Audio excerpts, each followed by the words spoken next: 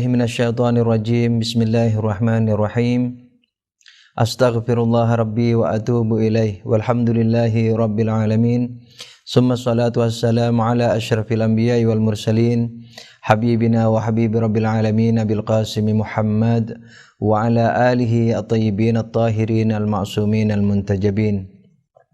Allahumma antikni bil huda wa alhimni at-taqwa. Amma ba'du, assalamualaikum warahmatullahi wabarakatuh.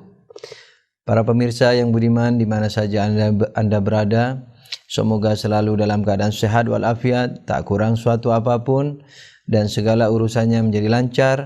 Dan sudah tentu semoga para pemirsa dan kami juga di studio menjadi hamba-hamba yang bersyukur kepada Allah Subhanahu wa Ta'ala, yang pandai-pandai mensyukuri segala keadaan, baik dalam keadaan ujian yang berupa penderitaan atau ujian yang berupa nikmat.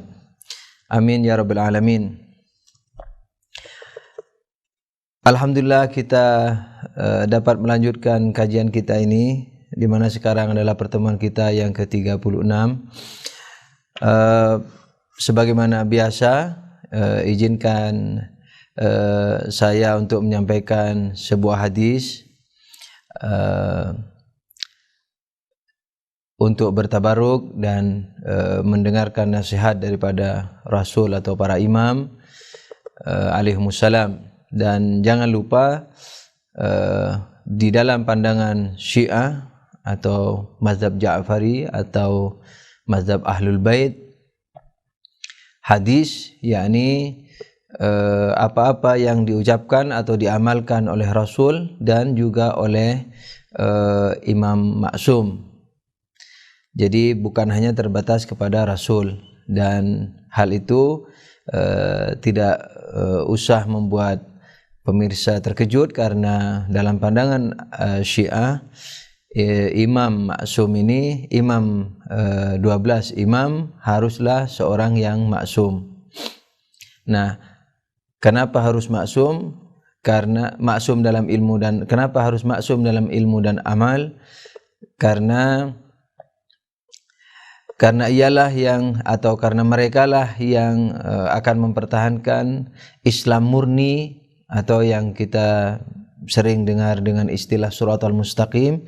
Jadi Islam murni 100%, yang bukan Islam tafsir, bukan spekulatif, bukan perspektif, tapi sesuai dengan apa yang diinginkan Allah Subhanahu wa Ta'ala. Dan setelah Rasulullah mangkat, sudah pasti harus ada pengganti, yang dimana tak boleh dalam 1 menit pun dunia ini tanpa imam, dunia Islam tanpa imam. Karena kalau satu menit tanpa imam, berarti kala itu pula tidak ada Shiratal Mustaqim. Kalau tidak ada Shiratal Mustaqim, berarti orang yang sholat pada menit itu, yang meminta ihdinas Shiratal Mustaqim, itu berarti Allah menyuruh kita meminta sesuatu, sementara Allah tahu sesuatu itu tidak ada, dan ini mustahil. Oleh karena itu, karena maksum ini harus berkelanjutan sampai akhir zaman, maka haruslah karena Shiratal Mustaqim harus bertahan sampai akhir zaman, maka orang maksum juga harus bertahan sampai akhir zaman.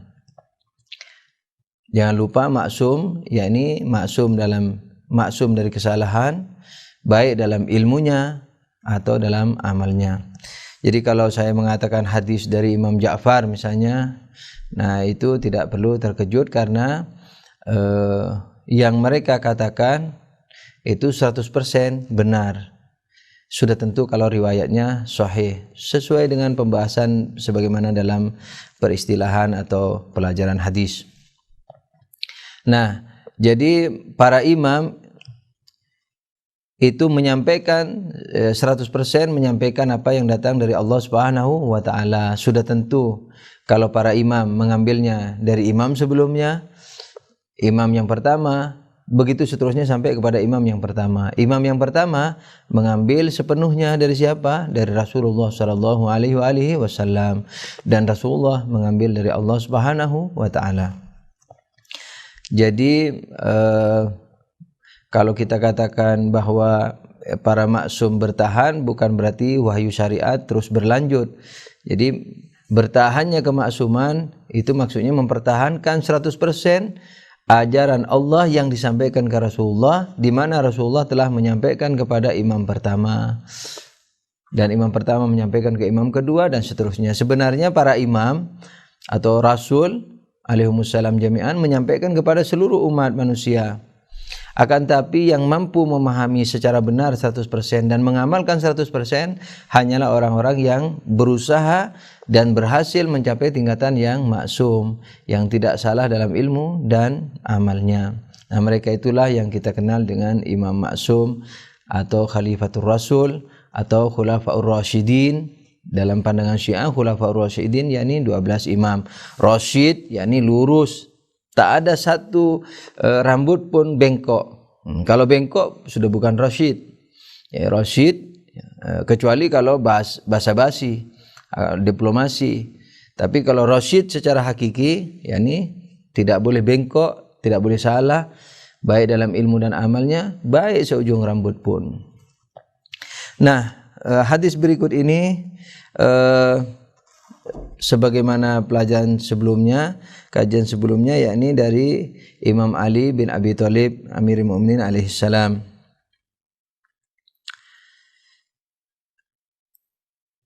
Beliau mengatakan qutul ajsadi at-ta'amu wa qutul arwahi al-id'amu.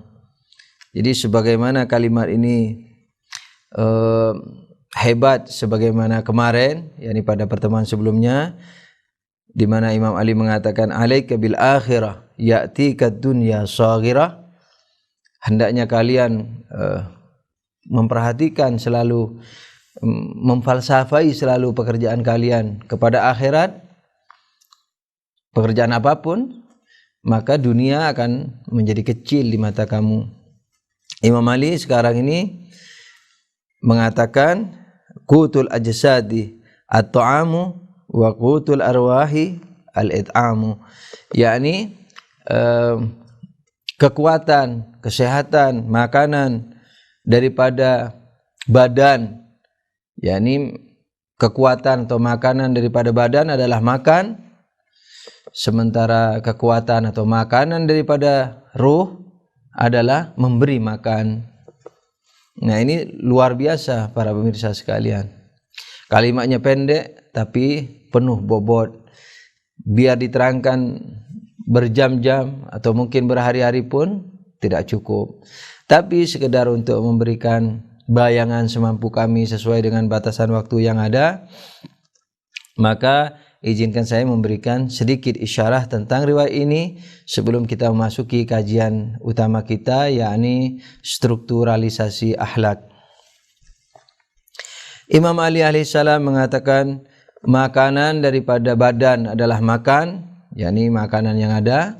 Makanan atau kekuatan daripada ruh adalah memberi makan. Nah, para pemirsa yang budiman, di mana saja Anda berada, semoga Allah selalu menaungi Anda dengan rahmatnya, ampunannya, kasih sayangnya, hidayahnya. Perlu pemirsa saya ingatkan kembali kepada apa-apa yang telah saya sampaikan sebelumnya, yaitu mengenai keadaan jiwa manusia atau katakanlah ruh manusia, di mana ruh kita ini memiliki berbagai kecenderungan, memiliki juga daya-daya, 4 daya sebagaimana maklum, daya akal, wahmi, ghadab, dan syahwat. Nah, ketika manusia memiliki daya, di samping daya akal, memiliki daya ghadab, emosional, memiliki juga daya di samping memiliki daya ghadab juga memiliki daya syahwat atau berlezat-lezat. Apa saja syahwat ini? Apakah makanan, jabatan, perempuan atau laki-laki? Walhasil maksud saya syahwat yang umum dalam bahasa Indonesia. Kemudian tapi yang dimaksudkan dalam istilah kita ini, dalam bahasa Arab kita ini adalah kelezatan. Apa saja yang lezat, syahwat. Kemudian yang lain adalah wahmi, daya wahmi, kuwatul wahm, yakni berangan-angan. Nah, kalau badan lemah sudah tentu cara menguatkannya, cara memberi makannya adalah dengan yang umum, sebagaimana umumnya adalah memberi makan dengan makanan yang bergizi. Nah, badan ini secara lahiriah dia tidak perlu kepada makanan, tidak tergantung hanya kepada makanan halal, makanan haram juga bisa. Jadi apa saja yang dibutuhkan badan secara lahiriah, vitamin segala macam, baik haram baik halal, menyehatkan badan secara lahiriah, secara badaniah. Nah, akan tapi ruhani, nah dia tidak akan sehat manakala memakan makanan yang tidak sehat. Badan dia tidak akan sehat kalau makan makanan yang tidak sehat, seperti makanan kotor, tidak ada vitaminnya, badan menjadi lemah.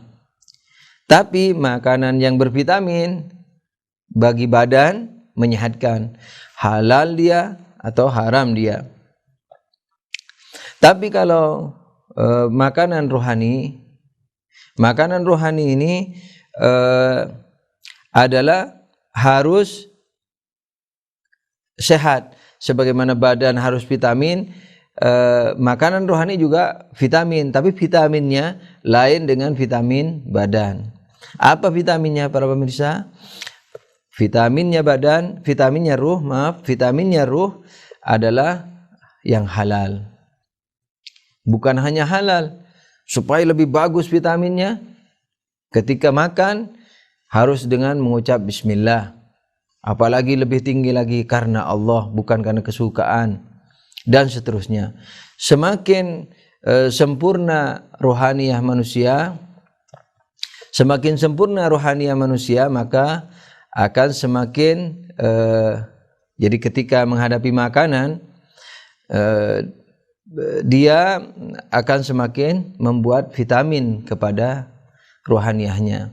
Pada kajian yang telah lalu, sewaktu saya menerangkan tajassudul a'mal, membentuknya sebuah amal di dalam rohani barzahi kita, saya contohkan makan makanan haram. Mulutnya misalnya makan nasi, tapi ruhnya makan api. Nah, di sini juga demikian, selalu demikian. Makan memiliki dua arti. Makan nasi, makan roti, makan kue, selalu memiliki dua makna. Makan untuk badannya, makan untuk ruhnya. Kalau dia ini vitamin, menyehatkan badannya. Kalau kotor, melemahkan badannya. Dalam pada waktu itu juga, makanan tersebut kalau halal menyehatkan rohaniyahnya, kalau tidak halal melemahkan rohaniyahnya. Kalau halal ditambah dengan keadaan-keadaan yang lain seperti bismillah, seperti syukur kepada Allah, lebih menyehatkan badannya. Nah, jadi keadaan rohani manusia sama dengan badannya, walaupun ukuran vitamin dan tidak vitaminnya berbeda.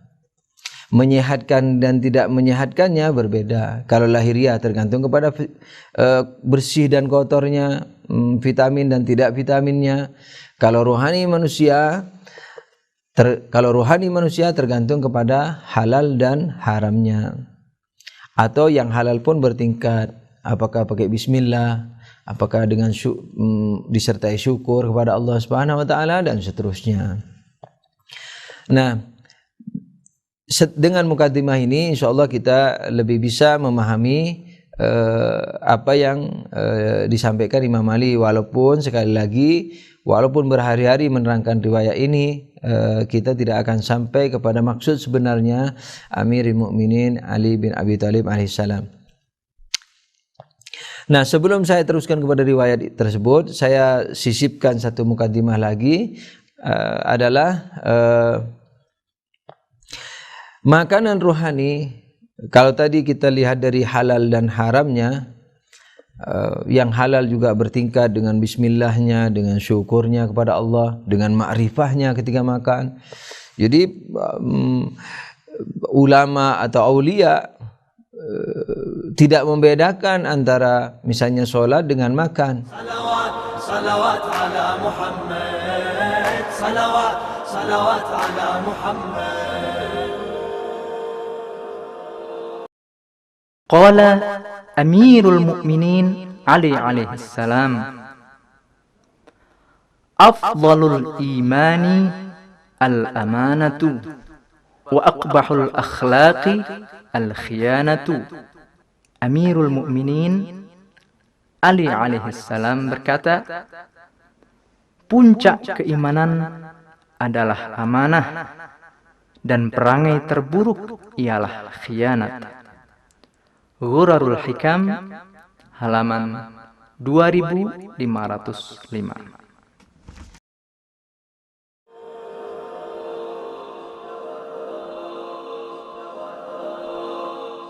Jadi barangkali kalau kita ketika sholat berusaha untuk khusyuk, kalau makan tidak.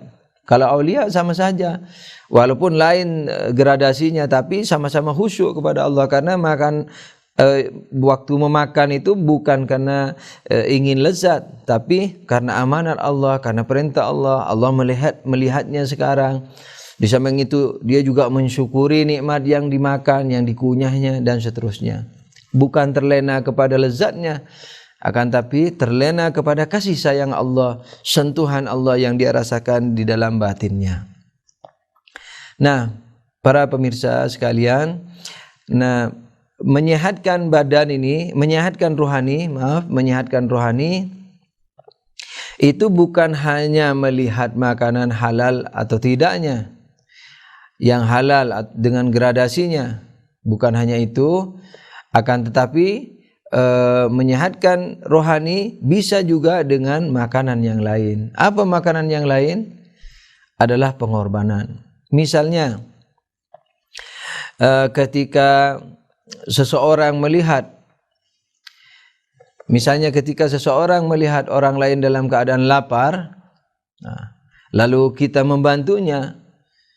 Misalnya kita punya nasi hanya sepiring atau hanya punya sepotong roti, sama-sama lapar, melihat tetangga juga lapar, kita bagi dua, misalnya kita kurangi katakanlah kebutuhan badan kita, karena kalau kita penuhi sepenuhnya kebutuhan badan kita, seorang mukmin di sebelah kita atau tetangga kita atau di hadapan kita tersebut akan sangat tersiksa, misalnya karena kelaparan sekali. Oleh karena itu, kalau kita bagi roti tersebut dengan dia, maka gradasi terhadap rezeki halal tadi yang menyehatkan rohani semakin bertambah. Sudah rezekinya halal, sudah pakai bismillah, sudah syukur kepada Allah, ditambah lagi pengorbanan, yakni menolong hamba Allah, di mana Allah menyukai orang mukmin. Nah, kita menolong hambanya yang disukai pasti membuat Allah suka kepada kita. Oleh karena itu, ketika kita memberikan makanan itu kepada seorang mukmin, apalagi kita dalam keadaan leluasa, sekalipun kita dalam keadaan juga membutuhkan, lalu kita bagi-bagi dengan dia, maka ini merupakan hal yang matlub, yakni yang sangat dianjurkan dalam Islam. Oleh karena itu, mungkin badan saya akan kurang gizinya karena saya bagi-bagi. Kalau saya mampu, badan saya tidak kurang, jadi artinya saya berkeleluasan, berkelebihan makanan, badan saya tidak kurang, rohani saya tambah sehat. Tapi kalau saya juga memerlukan makanan tersebut lalu saya bagi dua, badan saya mungkin melemah, tapi rohani saya semakin menguat. Oleh karena itu, ketika memberi makanan kepada seorang mukmin itu menyehatkan rohani kita. Karena dia melihat tajalli Allah, karena dia termasuk mensyukuri Allah, yakni dengan memberikan infak atau hadiah atau sedekah kepada orang, itu termasuk salah satu syukur kepada Allah, syukur amali, syukur praktikal. Nah, oleh karena itu akan menyehatkan rohani kita. Jadi Amirul Mukminin Ali alaihissalam mengatakan, qutul ajsadi at-ta'amu wa qutul arwahi al-it'amu. Jadi makanan atau menguatkan ruh badan dengan makanan, makanan atau menguatkan ruh dengan memberi makan. Kembali kepada kajian kita mengenai strukturalisasi akhlak. Pada kajian yang terakhir kita telah sampai kepada penyerupaan yang dilakukan oleh para ulama akhlak. Penyerupaan tentang apa? Penyerupaan tentang daya-daya yang dimiliki oleh manusia dengan katakanlah binatang atau hal lain. Kalau akal diserupakan oleh ulama akhlak dengan Ratu Adil, karena dia yang memimpin dan sudah dijelaskan panjang lebar. Kemudian daya emosi diserupakan dengan anjing.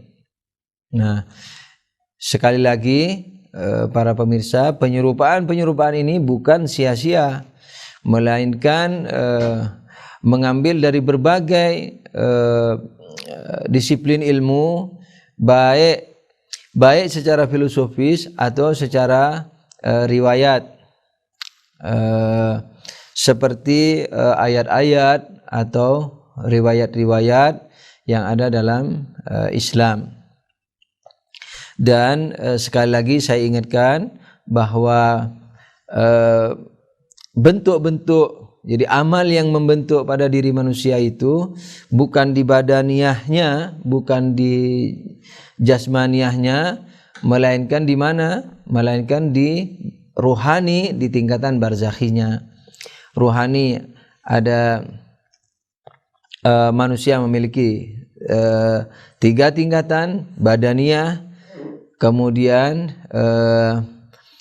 ruhaniahnya dibagi 2, ruhaniah yang non materi mutlak, yakni akal, yakni pemahaman universal, kemudian yang tidak non materi yang tidak mutlak, yakni yang memiliki kemiripan dengan materi selain volumenya sudah tentu, selain panjang lebar tebalnya, itu disebut barzakh atau idea atau ide atau misal.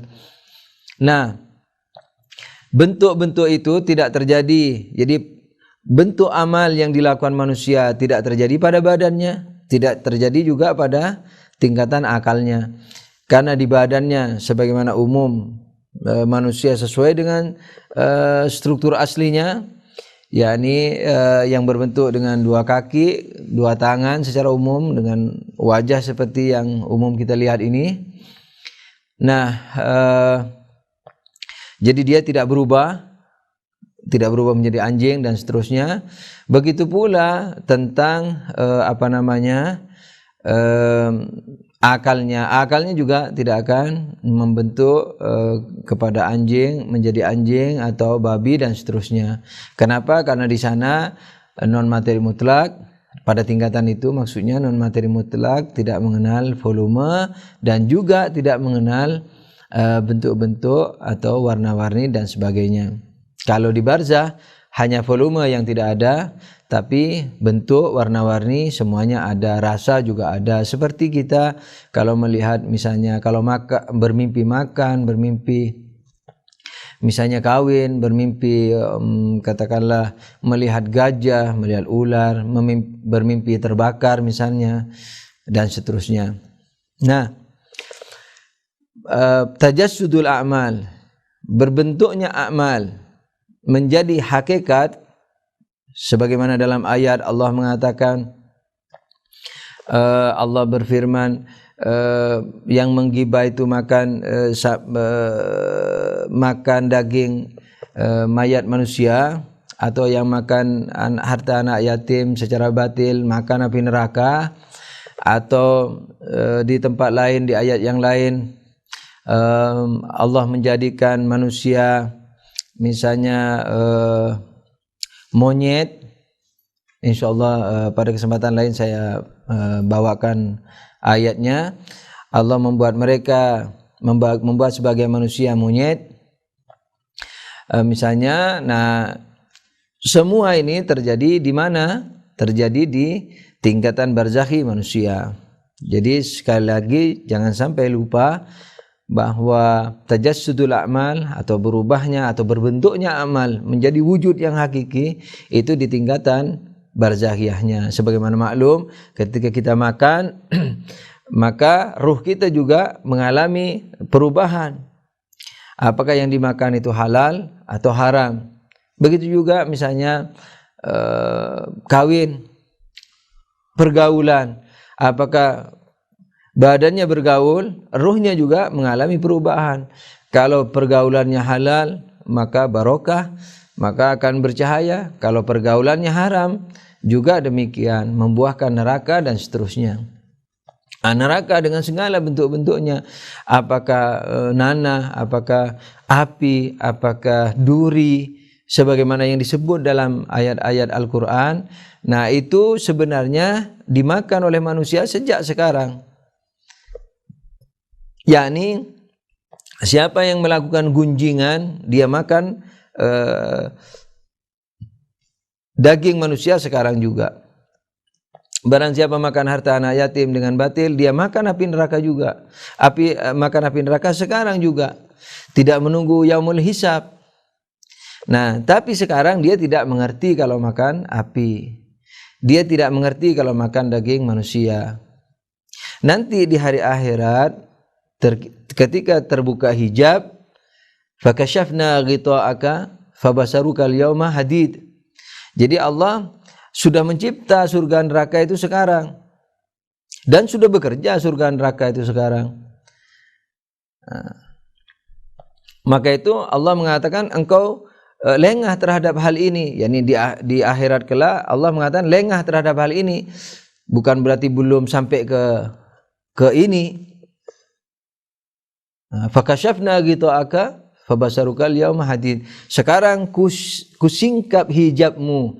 Jadi masalah kita dengan akhirat itu masalah hijab, bukan masalah kejadian. Kejadiannya sekarang terjadi. Nah, jadi akhirat kelak itu yaumul hisab dan seterusnya itu sebenarnya pengangkatan hijab. Makanya Rasulullah waktu Isra Mi'raj pun melihat orang yang di neraka siapa, yang di surga siapa. Bukan hanya orang terdahulu, baik orang yang akan datang. Yakni baik yang terdahulu juga kalau kita tidak benar mempersepsikan akhirat, maka kita akan mengatakan mereka tidak masuk surga nunggu hari hisab. Tidak, para pemirsa. Jadi surga neraka sudah bekerja sekarang ini, akan tapi kita terhijabi. Orang yang sudah mati pun masih ada hijab, tapi kesempatannya di lain kali insyaallah. Jadi orang yang hidup di dunia atau yang hidup di barzah, yakni yang sudah mati tapi belum hari kiamat, itu masih terhijabi dari hakikat surga neraka. Ruhnya itu sudah di surga dan di neraka, tapi masih terhijabi. Nah, nanti di akhirat Allah berfirman dalam Quran, "Fakashafna ghita'aka fabasarukal yauma hadid."